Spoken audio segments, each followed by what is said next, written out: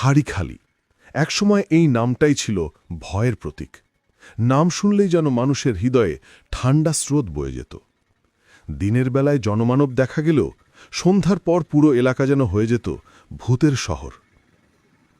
তখন এখানে ছিল মাত্র একটা পালকি দোকান। দোকানদাররা সকালে এসে দোকান খুলতেন আর সন্ধ্যা নামতেই মাল গুছিয়ে বাড়ি ফিরতেন। কারণ সন্ধ্যার পর হাড়িখালি মানেই সন্ত্রাসীদের রাজত্ব। পুলিশ থাকত, পাহারা থাকত, তবু থামানো যেত না সেই ভয়ঙ্কর রাতের রাজত্ব। লোকজন পথ ঘুরিয়ে চলত শুধু প্রাণ বাঁচাতে। কিন্তু সব অন্ধকারের শেষে আলো আসে।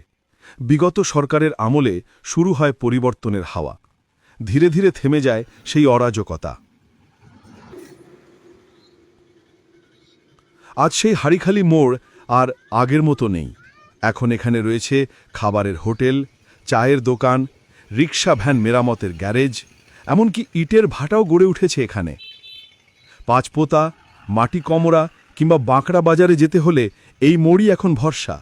এখান থেকে প্রতিদিন শত শত মানুষ ছুটে চলেন জীবনের নানা কাজে, নানা গন্তব্যে। এক সময়ের ভয়ের নাম, আজ মানুষের ভরসার ঠিকানা। এটাই হাড়িখালি মোড়ের নতুন পরিচয়। এখানে জীবনের গল্প চলে, প্রতিদিন, প্রতিক্ষণ। বন্ধুরা, এই ছিল হাড়িখালি মোড়ের গল্প।